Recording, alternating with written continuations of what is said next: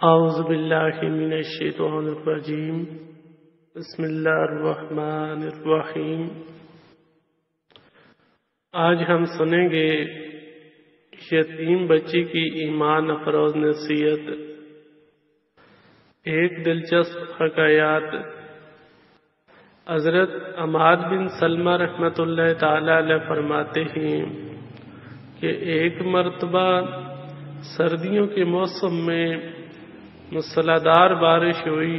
مسلسل بارش کی وجہ سے لوگوں کو پریشانی ہونے لگی۔ ہمارے پڑوس میں ایک عبادت گزار عورت اپنی یتیم بچیوں کے ساتھ ایک پرانے سے گھر میں رہتی تھی۔ بارش کی وجہ سے ان کے کچے گھر کی چھت ٹپکنے لگی اور پانی گھر میں آنے لگا۔ اس نیک عورت نے جب دیکھا کہ سردی کی وجہ سے بچے ٹھٹر رہے ہیں اور بارش کا پانی مسلسل گھر میں گر رہا ہے، جبکہ بارش رکنے کا نام تک نہیں لے رہی، تو اس نے اللہ پاک کی بارگاہ میں دعا کے لیے ہاتھ اٹھائے اور عرض کرنے لگی، اے میرے رحیم و کریم پروردگار، تو رحم اور نرمی فرمانے والا ہے، ہمارے آل زار پر رحم اور نرمی فرما۔ وہ نیک عورت ابھی دعا سے فارغ بھی نہ ہونے پائی تھی کہ فوراً بارش رک گئی۔ میرا گھر اس نیک عورت کے گھر کے بالکل ملا ہوا تھا اور میں اس کی دعا سن رہا تھا۔ جب میں نے دیکھا کہ اس کی دعا سے بارش بند ہو گئی ہے تو میں نے ایک تھیلی میں سونے کی 10 اشرفیاں ڈالی اور اس عورت کے دروازے پر پہنچ کر دستک دی۔ دستک سن کر عورت نے کہا، اللہ کرے کہ آنے والا حماد بن سلمہ ہو۔ جب میں نے یہ سنا تو کہا کہ میں حماد بن سلمہ ہی ہوں۔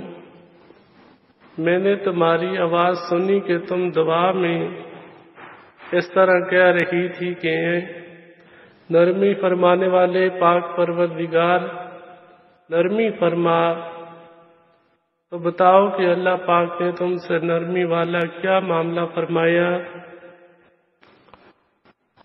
وہ نیک عورت بولی، میرے پروردگار نے ہم پر اس طرح نرمی فرمائی کہ بارش کو روک دیا، بچوں کو سردی سے بچا کر گرمی پہنچائی اور گھر میں جمع ہونے والے پانی کو خشک کر دیا۔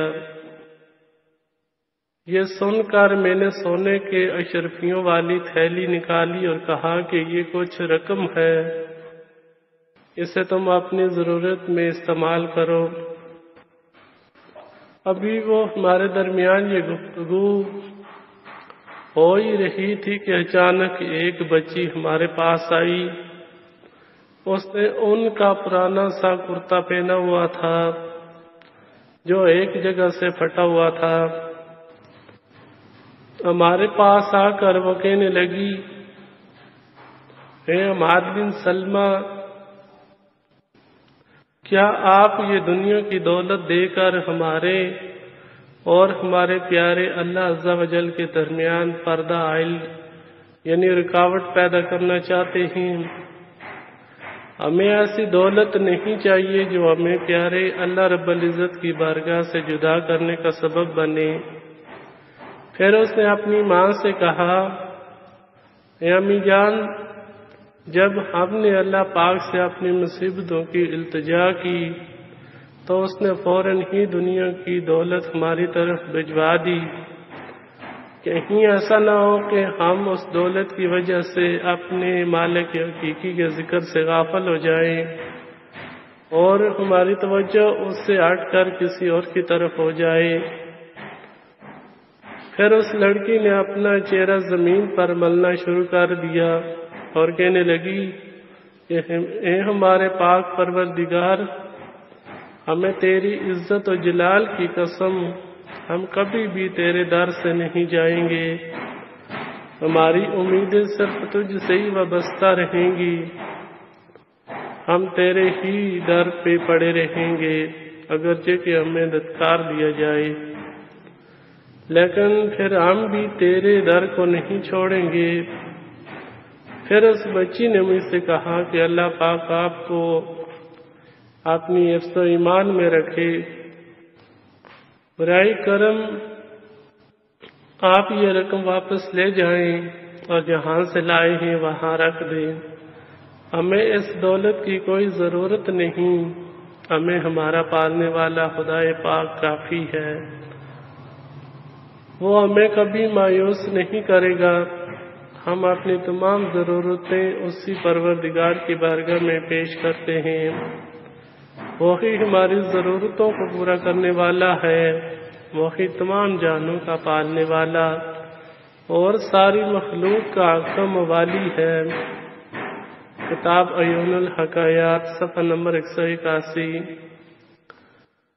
اللہ رب العزت ہمیں بھی ان باتوں کو سیکھنے، سمجھنے اور اللہ تعالی ہمیں یہ توفیق دے کہ ہم اس کی نعمتوں پر شکر ادا کریں۔ آمین بجائے النبی الامین صلی اللہ تعالی علیہ وآلہ وسلم۔